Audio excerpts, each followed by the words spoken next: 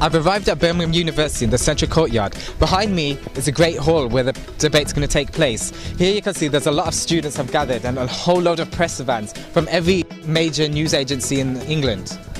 I'm hoping to ask a few questions to the local students. Like, if you could ask one question to one of the candidates, what question would it be? I think the question I'll probably ask is to do with workplaces for ethnic minorities. What they're going to do to overcome the prejudices that we have when we're applying for a job, or just in general, just going through the application process. I think it would be how to eradicate poverty, especially within deprived areas in the inner city. Well, what are you going to do with the deficit, and why has the amount spent on social security risen so much? Well, actually, I've got a series of questions that I'd ask, but I guess one of the questions would be, when are you going to make university fees free again?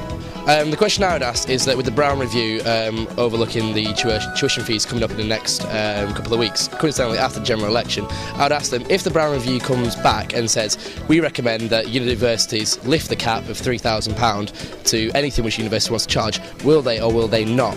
Because if they do, and they raise to £10,000, that's going to outprice many middle and lower income families from going to university. Gordon Brown's mark on calling the lady a bigot. Do you think it was justified at all?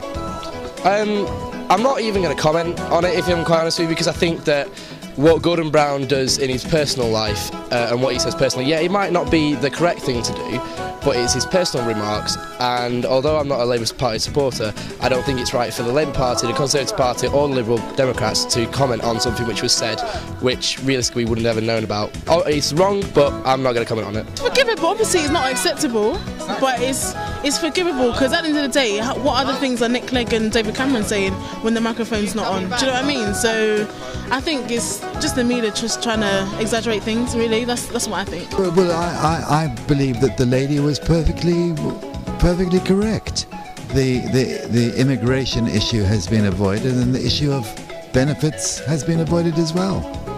I think it hasn't affected how I think about it at all. It's actually probably made me vote for him a bit more. I just think it's I felt a bit sorry for him. He probably got a lot of sympathy out of that, I reckon, because I thought it was a bit unfair that they released his private conversation and stuff. So I think it could have been a lot worse what he'd said, so I don't think it should affect him. Will the outcome of today's debate affect the way you're going to vote?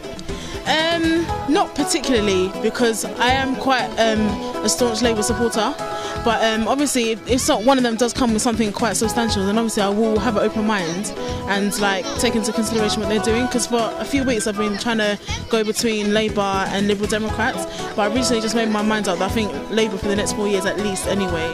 But yeah, but I'm definitely going with an open mind, even though I do support Labour, yeah. No, probably. I think I'm pretty certain the way I'm going to vote. Most likely not, because I've already made up my mind. But I do think it is interesting for students who aren't sure of who they're going to vote for. I think it's fantastic that it's been held on a university campus so that people can actually get engaged with politics and actually form an opinion. And then if they go and vote, that's the main thing, which is vote for students.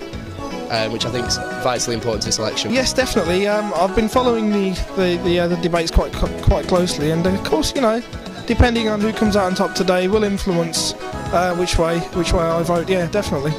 No, well, of course, anything can affect the way I vote, but it's unlikely that anything will stop me voting for David Cameron. Yeah, so actually I'm between Conservative and Liberal Democrats, so I think depending on how they do today, then that'll probably sway my decision.